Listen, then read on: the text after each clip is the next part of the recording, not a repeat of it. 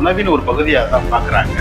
தமிழகத்தில் மட்டும் ஏன் இந்த தடை அப்படின்ற கேள்விகளும் பலவாறு முன்வைக்கப்படுகிறது. இதை பற்றி உண்மையான ஒரு விளக்கத்தை சிறுவர் முதல் பெரியவர் வரை அனைவரும் அறிந்து கொள்ள வேண்டிய ஒரு செய்தி.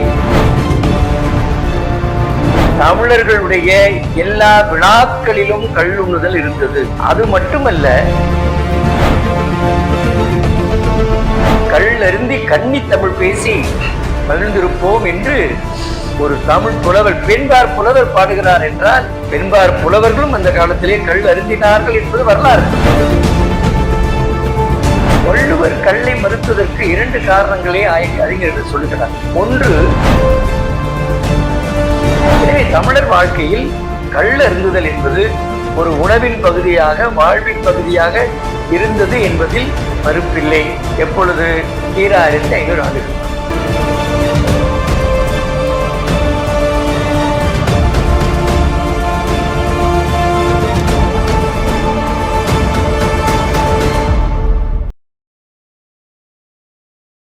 ரேவன் மீடியா நேயர்களை சந்திப்பது மிக்க மகிழ்ச்சி. மனமெல்லாம் தமிழ் மனம் என்ற தலைப்பில் தமிழ் பேராசிரியர், செம்மொழி தமிழாய்வு மத்திய நிறுவனம் மேனாள் பதிவாளர் திரு முத்துவேல் அவர்களை சந்திக்க இருக்கின்றோம். வணக்கம் ஐயா. வணக்கம். சங்க இலக்கியமும் தமிழும், சங்க இலக்கியமும் வாழ்வியலும், இதெல்லாம் பார்த்தீங்கன்னா ஒன்றோடு ஒன்று பின்னி பிணைந்தது. சங்க காலத்துல பல்வேறு விதமான வாழ்வியல் நெறிமுறைகள், நடைமுறைகள், அறநெறியோடு வாழ்ந்திருக்காங்க முன்னோர்கள். சங்க காலத்திலே பார்த்தீங்கன்னா கல் உண்டு மகிழ்ந்து வாழ்ந்தார்கள் முன்னோர்கள் அப்படின்னு ஒரு சமீப காலமா ஒரு பேச்சு பேசப்பட்டு வருகிறது. குறிப்பாக நாம் தமிழர் கட்சியுடைய ஒருங்கிணைப்பாளர் சமீபத்துல ஒரு பேட்டியில சொல்லியிருந்தாரு. அதாவது பார்த்தீங்கன்னா சங்க காலத்துல ஔவையாரும் அதியமானும் கல் உண்டு கதைத்தார்கள். சங்க காலத்திலே இருந்திருக்கு. அப்படிப்பட்ட உணவின் ஒரு பகுதியான கல்லு மீண்டும் அனுமதி அளிப்பதற்கு விரைவில் முயற்சி எடுக்க வேண்டும். அதற்கான நடவடிக்கைகளை தீவிரப்படுத்துவேன் எதிர்காலத்துல அப்படின்னு சொல்லியிருந்தாரு. கல் இயக்க ஒருங்கிணைப்பாளர் நல்லசாமி கூட பாத்தீங்கன்னா சங்க காலத்திலே இருந்த ஒன்றுதான் அப்படின்னு அவரும் ஆணித்தரமா கூறியிருக்கிறாரு. உணவின் ஒரு பகுதியாக தான் பாக்குறாங்க. தமிழகத்துல மட்டும் ஏன் இந்த தடை அப்படின்ற கேள்விகளும் பலவாறு முன்வைக்கப்படுகிறது. ஆனா திருக்குறள்ல திருவள்ளுவர் என்ன சொல்றாருன்னா, கல் உண்ணாமை அப்படிங்கிற விஷயத்த ஆணித்தரமா அப்படின்னு அவர் சொல்றாரு. ஒரு சரியான விளக்கத்தை நீங்க கொடுத்தீங்கன்னா என்ன சிறப்பா இருக்கும். ரேவன் மீடியா நேயர்கள் அனைவருக்கும் என்னுடைய அன்பு வணக்கம். இந்த காலகட்டத்தின் எல்லோர் மனதிலும் இருக்கின்ற ஒரு வினாவை நீங்கள் இப்பொழுது என்னிடத்திலே கேட்டிருக்கிறீர்கள். ஏன்னா பரவலாக பேசப்பட்டு விவாதிக்கப்படும் உண்மைதான். இந்த விஷயம் இதை பற்றி உண்மையான ஒரு விளக்கத்தை சிறுவர் முதல் பெரியவர் வரை அனைவரும் அறிந்து கொள்ள வேண்டிய ஒரு செய்தி. ஒரு தமிழ் பேராசிரியனாக நான் உண்மையைத்தான் பேச வேண்டும். அதனாலதான் இலக்கியங்கள் என்ன எடுத்து சொல்லுகின்றன என்பதை உங்களுக்கு இடத்திலே சொல்ல வேண்டியது என்னுடைய கடமை. சங்க இலக்கியங்கள் இன்றைக்கு 2500 ஆண்டுகளுக்கு முன்னால் தோன்றியது. இந்த 2500 ஆண்டுகளுக்கு முன்னால் ஒரு தமிழ் சமுதாயம் எப்படி இருந்தது என்பதை வெளிப்படுத்துகிற ஒரு வாழ்க்கையினுடைய கண்ணாடியாக சங்க இலக்கியங்கள் இருக்கின்றன. 8 தொகை நூல்களாகட்டும், 10 பாட்டு நூல்களாகட்டும், அவையெல்லாம் நம்முடைய தமிழர்களுடைய வாழ்வியலை வெளிப்படுத்துகிற செய்திகள். தமிழ் மக்கள் என்ன உண்டார்கள், என்ன உடை அணிந்தார்கள், அவர்கள் வீடு எவ்வாறு இருந்தது என்று அனைத்தையும் சங்க இலக்கியங்கள் படம் பிடித்து காட்டியிருக்கின்றன. குறிப்பாக சங்க காலத்தில் கள் உண்ணும் பழக்கம் இருந்ததா என்பதுதான் நீங்கள் கேட்ட இருந்தது. தமிழர்களுடைய எல்லா விழாக்களிலும் கள் உண்ணுதல் இருந்தது. அது மட்டுமல்ல, விருந்தினரை வரவேற்று மகிழ்விப்பதற்காகவும் கள் பயன்படுத்தப்பட்டது.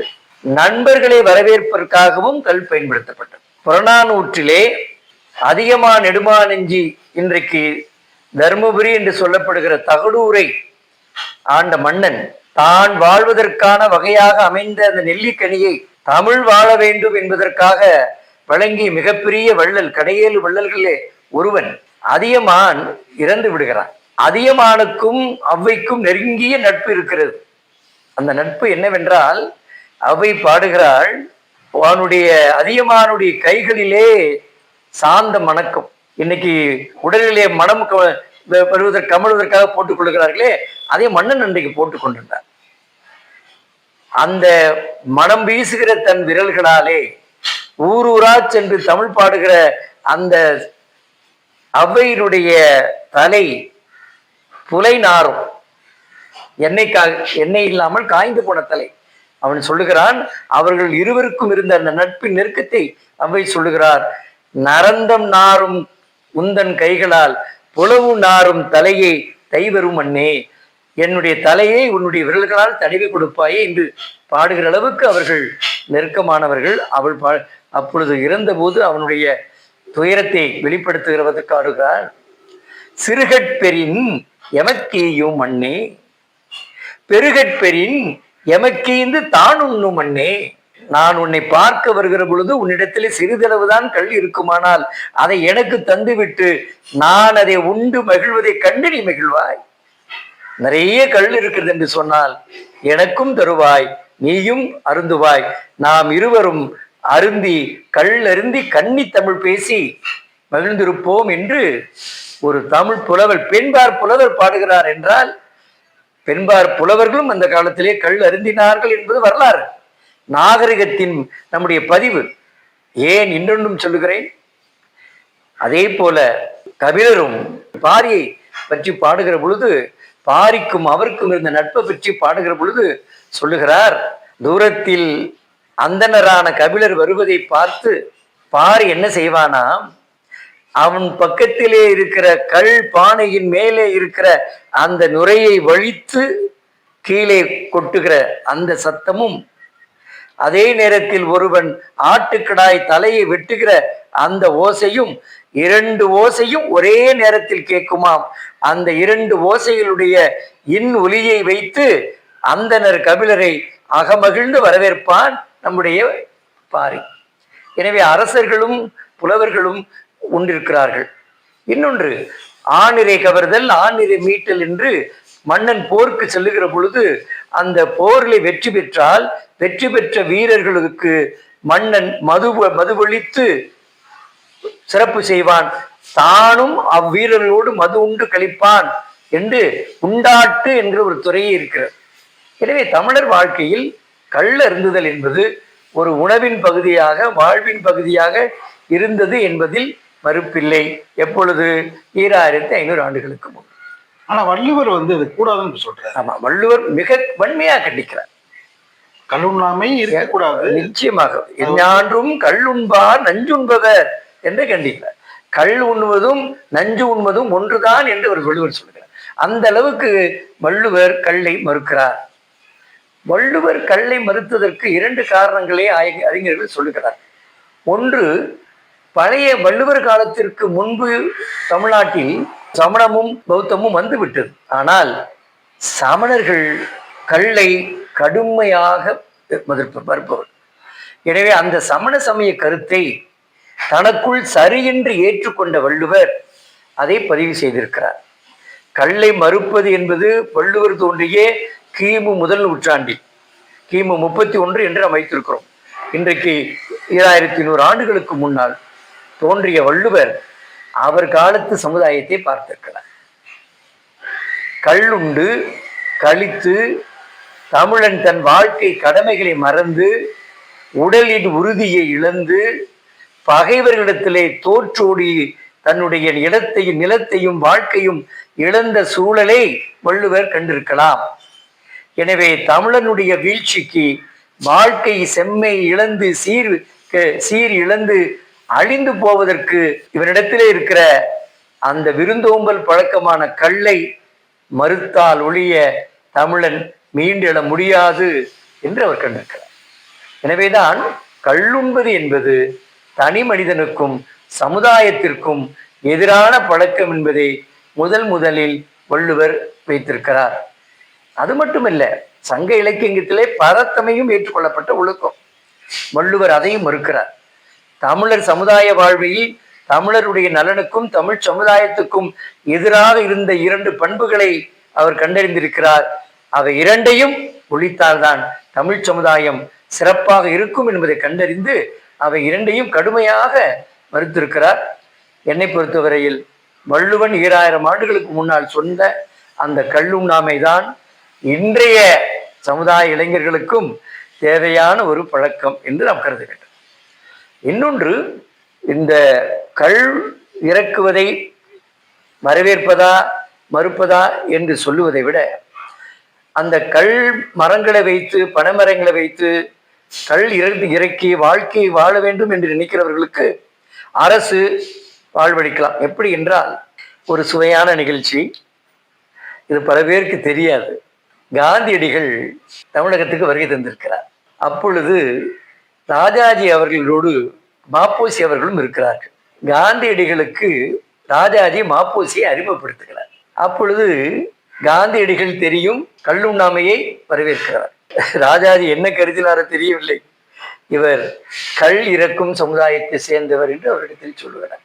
காந்தியடிகள் மிகவும் அன்பாக, கள் ஒன்றும் தவறில்லை, என்னவென்றால் அந்த கல்லை இறக்குவதற்கு முன்னால் அந்த பானையில் சுண்ணாம்பை தடவி நீங்கள் கல்லை இறக்கினால் அது பதநீராகிவிடும். கல்லுக்கு மாற்றாக பதநீராக அதை மாற்றி இறக்கி அதை உண்டால் அதை போல் உறுதியானது உலகத்தில் வேறு எதுவும் இல்லையே என்று அந்த இடத்திலே கூட மகாத்மா காந்தியடிகள் பனைமரத்திலிருந்து மனித வாழ்வின் உறுதிக்கு தேவையான அந்த பதநீரை இறக்கலாம், கல்லிலிருந்து பாலாக வடிகிற கல்லை மாற்றி பதநீராக உண்ண வேண்டும் என்ற ஒரு மாற்று வழியும் நம் மக்களிடத்தில் இருக்கிறது. எனவே கல் இறக்குவதற்கு பதிலாக அந்த கல் இறக்கும் தொழிலாளர்களுக்கு வாழ்க்கை கொடுக்க வேண்டும். அதே போல கல்லிலிருந்து கிடக்கிற உடல் வலிமையையும் தமிழர்கள் பெற வேண்டும் என்றால் கல் இருக்கிற அதே தொழிலாளர்களுக்கு பதநீர் தொழிலை பழக்க வேண்டும். எனவே கல் என்பது மனித மூளையை மயக்குகிற, மனித அறிவை மயக்குகிற கல் என்பது இந்த நூற்றாண்டில் சமுதாயத்திற்கு எதிரான ஒன்று என்பதுதான். அதாவது எந்த வடிவத்தில் இருந்தாலும் புத்திய மலங்கடிக்கிற, அது கல்லாக இருந்தாலும் கூட அது வந்து தடை செய்யப்படும் ஒரு விஷயம் தான். கல் தடை செய்யப்பட வேண்டும் என்பதற்கு இன்னொரு எடுத்துக்காட்டு சொல்லுகிறேன். எப்படி சொல்றீங்க? ஒருவன் இருக்கிறான், அவனை ஏதாவது ஒரு குற்றம் செய்ய வைக்க வேண்டும் என்று ஒருவர் முற்படுகிறார். முதலிலே சொல்லுகிறார், ஒருவனை பார்த்து இவனை கொலை செய் என்று சொல்லுகிறார். மிகப்பெரிய பாவம், பஞ்சமா பாதங்களில் ஒன்று. அப்படியா, சரி வேண்டாம், இந்த பெண்ணை கற்பழி என்று சொல்லுகிறார். ஐயோ அதுவும் பாவம் என்று அவன் மறுக்கிறான். சரியா, இந்த இந்த மாமிசத்தை சாப்பிடு என்று சொல்கிறார். புலால், ஐயோ வள்ளுவர் புலால் மறுத்தல் சொல்லியிருக்கிறார், நான் புலால் விடமாட்டேன் என்று சொல்லுவார். சரி பரவாயில்லை, இவையெல்லாம் கூட பெரிய தீமை என்று கருதுகிறாய், இந்த கல்லை குடி, இது ஒன்றும் பெரிய தீமை இல்லை என்று அவன் சொல்லுகிறான். ஏன்னா இவனை கெடுக்க வேண்டும், இவனிடத்திலே இருக்கிற நல்ல பண்புகளை இழக்க செய்ய வேண்டும் என்று கருத்தில் அவன் சொல்லுகிறான். இவன் பார்க்கிறான், கொலை செய்வதை விட, கற்பழிப்பதை விட, புலால் உண்பதை விட இது கல்லருந்துவதுன்னு அவ்வளோ பெரிய பெரிய கொடுமை இல்லையே என்று அவன் கொடுத்த 2 லிட்டரையும் பறக்கட வேண்டும் கொடுத்து விடுகிறான். ஒரு 5 நிமிடத்தில் அவன் மூளை மயங்கி விடுகிறது. அந்த மூளை மயங்கிய மூளை என்ன செய்கிறது, அப்படியே அவன் மனதிலே மயக்கம் வருகிறது. மயக்க வருகிற அதே நேரத்தில் வயிற்றிலும் பசி இருக்கிறது.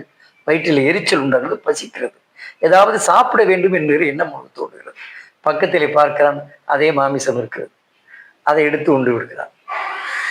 இப்பொழுது வயிறும் நிறைந்து விடுகிறது, மயக்கம் அந்த தெளிந்து உடம்பிலே ஒரு உற்சாகம் இருக்கிறது. அந்த உற்சாகத்தை பிறப்பதற்காக போது அப்போ மனதிலே ஒரு காம உணர்ச்சி எழுகிறது. காம உணர்ச்சி எழுகிறது. அப்பொழுது அந்த அருகிலே அழகான பெண்ணை அவன் கையை பிடித்து இருக்கிறான். அந்த கையை பிடித்து பெண்ணை இழுத்து கற்பழிக்க போவதற்கு அந்த சூழலில் முதலில் அவர் குழந்தையை காட்டு கொலை செய்ய சொன்னார்கள். அந்த குழந்தை வீர் என்று அழுகிறது. தன்னுடைய காம சுவைக்கு இடையூறாக அந்த குழந்தை இருக்கிறதே என்று அருகில் இருந்த கத்தி எடுத்து அந்த குழந்தையையும் கொன்று விடுகிறார். எந்த கொலையை, எந்த கற்பழிப்பை, எந்த புலாலை கொடுமை மறு என்று மறுத்தானோ அதே கொடுமையை அவனை செய்ய சொல்லுவது, அவன் எது தீமைகளிலே மிக சிறியது என்று நினைத்தானோ அந்த கல்லுதான். இன்றைக்கும் பாருங்கள், நாம் செய்தித்தாள்களில் படிக்கிறோம், கல் உண்டு மயக்கத்திலே பெற்ற தாயை தந்தையை கொலை செய்த இளைஞர்களை பார்க்கிறோம். டாஸ்மாக் மது அருந்தி. எனவே அந்த கல் என்பது பல வடிவத்திலே வந்தாலும், இன்றைய இருக்கிற எந்த வடிவத்தில் வந்தாலும், அது ஒரு அளவோடு உழைப்பாளிகள் தங்களுடைய உடல் வருத்தத்தை போக்குவதற்காக உண்கிறேன் என்று ஆரம்பிக்கிறார்கள். மனக்கட்டுப்பாடு இல்லாத இன்றைய இளைஞர்கள் மத்தியிலே சிறுக சிறுக தொடங்கிய அந்த பழக்கமானது முதலிலே சிறிய அளவில் தொடங்கி, எப்படி ஒரு படகிலே சிறிய ஓட்டை இருந்து அதன் வழியாக நீர் வந்து படகை கவிழ்த்து விடுகிறதோ, அதே போல அந்த வாழ்க்கை என்கிற நதியிலே சிறிய ஓட்டையாக உள்ளே நுழைகிற அந்த கல்லுண்ணும் பழக்கம் அவர்கள் வாழ்க்கை அந்த பயணத்தையே மூழ்கடித்து விடுகிறது என்று சொன்னால் அதற்கு சிறந்த எடுத்துக்காட்டு கல்லுண்ணும் என்னும் அந்த கொடிய பழக்கம்தான். சமூக குற்றங்கள் அதிகரிக்க காரணமே டாஸ்மாக் மது கடை தான். அதற்கு மாற்றாக கள்ளுக்கடை திறக்க வேண்டும் என்ற பல்வேறு விதமான குரல்களும் ஓங்கி ஒலிக்க தொடங்கியிருக்கின்றன. உங்களுடைய பார்வையா? அது நீங்க சொல்லுகிற IMFL என்று ஆங்கிலத்தில் சொல்கிறார்கள், இந்தியன் மேட் ஃபாரின் லிக்கர். அது இந்தியாவில் தயாரிக்கப்பட்ட மதுவாக இருந்தாலும், வெளிநாட்டு மதுவை இந்தியாவில் தயாரித்தாலும், அல்லது இந்திய நாட்டிலேயே தயாரிக்கப்பட்ட இந்திய மதுவாக இருந்தாலும், வெளிநாட்டில் தயாரிக்கப்பட்ட மது என்கிற அந்த ஆல்கஹால் என்று சொல்லுகிற அந்த மனித மூளையை பாதிக்கிற அந்த மயக்கம் தரும் மருந்து இருக்கிறதே, அது ஒரு வள்ளுவன் சொல்லுபடி கல்லுண்பார் என்னாலும் நஞ்சுண்பவர் என்று சொல்கிறார். எனவே கல் என்பது சிறுக சிறுக நஞ்சை உண்பதுதான். அது கல்லாக இருந்தாலும், நாட்டிலே காட்டிலே மலைகளிலே காய்ச்சப்படுகிற சாராயமாக இருந்தாலும், அது யார் எந்த பெயரிலே விற்றாலும் கல்லுண்பது என்பது தமிழனுடைய நாகரிகத்தின் அடையாளமாக இருந்த ஒரு காலம் உண்டு. ஆனால் அப்பொழுது இருந்த தமிழனின் மன உறுதியும் உடல் திண்மையும் இந்த 2000 ஆண்டுகளில் தமிழனிடத்தில் இல்லை. தமிழன் தன் வாழ்க்கை சூழலுக்கு ஏற்ப பல்வேறு பழக்கங்களை கைவிட்டிருக்கிறான், பல்வேறு பழக்கங்களை கை கொண்டிருக்கிறான். அந்த வகையில் மது உண்ணும் கல்லுண்ணும் பழக்கத்தையும் இவன் கைவிட வேண்டும் என்பதுதான் தனி மனிதனுக்கும் சமுதாயத்திற்கும் ஏற்றதாக இருக்கும். ஆனால் அதே நேரத்தில் ஒரு மாநிலத்தில் மட்டும் கள்ளையோ மதுவையோ ஒழிப்பது என்பதோ, அல்லது ஏழை எளிய மக்கள் குடிக்கிற அவர்களுக்கு கிடைக்கிற வாய்ப்பாக இருக்கிற கடைகளில் மட்டுமே கள்ளை மறுப்பது என்பதோ, அது ஒரு முழுமையான ஒரு செயலாக அமையாது. மறுக்க வேண்டும் என்று சொன்னால் ஒட்டுமொத்த இந்தியாவிலும் அது மறுக்கப்பட வேண்டும். அப்பொழுதுதான் அந்த மறுப்பு என்பது சாத்தியப்படும். இல்லை என்றால் வசதி உள்ளவன் 200 கிலோமீட்டர் 300 கிலோமீட்டர் தாண்டி போய் குடித்து விட்டு வருவான். அப்புறம் மாநிலங்களுக்கு மாநிலம் முன்பு இருந்ததை போல அந்த கள்ளையும் பாட்டிலாக கடைத்து வருகிற சூழலும் ஏற்பட்டுவிடும். நீங்க தமிழன் என்று ஒரு இனம் உண்டு, தனியே அவனுக்கு ஒரு குணம் உண்டுன்னு சொல்றோம்ல, அந்த தனியான குணம் என்றால் ஒரு கொண்டாட்டம், ஒரு குணம் தமிழனுக்கு எப்பயுமே உண்டுங்க. நீங்க தெரியும், ஒரு மிகப்பெரிய ஒரு வெற்றி, ஒரு மகிழ்ச்சி எல்லாம் நம்ம தமிழ்நாட்டில் இருக்கிற விழாக்களை போல வடநாட்டில் விழாக்கள் இருக்கா? ஒரு ஆண்டுக்கு 12 மாதம்னா நமக்கு 24 விழா இருக்கு. எல்லா விழாக்களும் பிள்ளைக்கு காது குத்து வைப்பான், அன்னைக்கு 10 பேர் விருந்து வைப்பான். நமக்கு தமிழனுக்கு கொண்டாட்டம் என்பது கல்லோடு சேர்ந்தது என்பது நம்முடைய ரத்தத்துல ஊறி விட்டது. அந்த 2500 ஆண்டுகளாக நம்ம ரத்தத்துல ஊறி போன அந்த கொண்டாட்டத்தின் அறிகுறியை இன்றைக்கு அது ஆபத்து என்பதை உணர்த்த வேண்டும். அதை உணர்த்துவது படிப்படியாக இளைஞர்களுடைய மனதில் உணர்த்தணும். அதை உணர்த்துவதற்கு அவர்கள் மனதில் அவர்களுக்கு என்ன சொல்லுது, படிப்படியாக மனதை மாற்றும். 2000 ஆண்டுகளுக்கு முன்பு இருந்த கல்லு உள்ளிட்ட மது வகைகளை இன்னமும் தொடர்கிறோம்.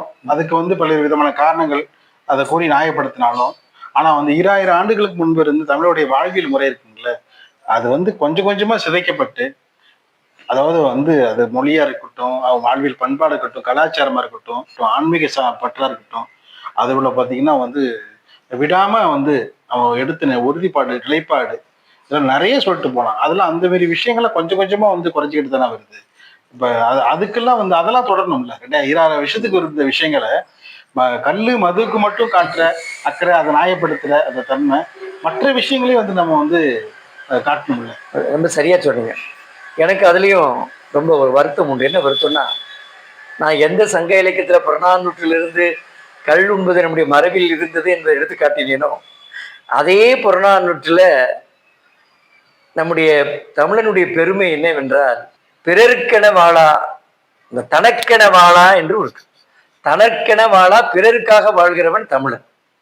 அவன் சொல்றான், புகழேனின் உயிரும் கொடுக்குவர், பழியனின் உலகுடன் கொடுக்கினும் வேண்டலர், உலகுடன் பெறலும் வேண்டலர். அதுதான் தமிழனுடைய பண்பு. இந்த உலகத்தையே நீ கொடுத்தாலும் ஒரு பழிபாவமான காரியத்தை செய்ய மாட்டான்.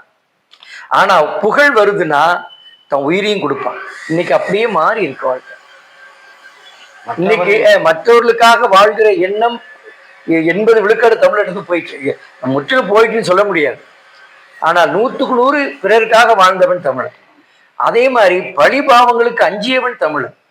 இன்றைக்கு இந்த 2 நல்ல பண்புகளும் போய்விட்டது.